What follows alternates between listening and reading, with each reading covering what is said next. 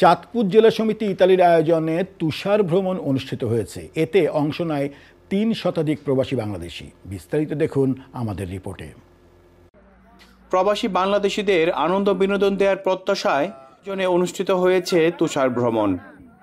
নিজেকে গর্বিত মনে হচ্ছে এবং চাঁদপুরবাসী এই আনন্দ উৎপন্ন ধরে রাখার জন্য ভবিষ্যতে আরো নতুন নতুন আয়োজন নিয়ে আসবে।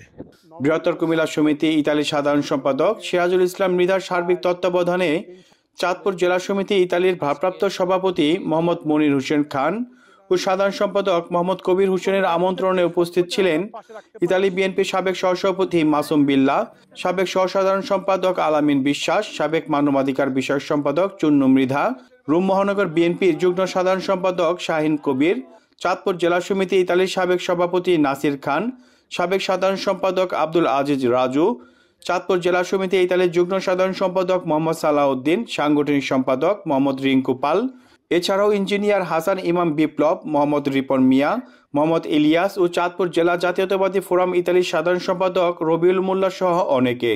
বরফের সাদা চাদরের রোদে ঝলমলে তুষারকণা এবং পাহাড়ের মোহনীয় দৃশ্য উপভোগ করতে আয়োজনে অংশ নেয় ৩০০ জন প্রবাসী বাংলাদেশি।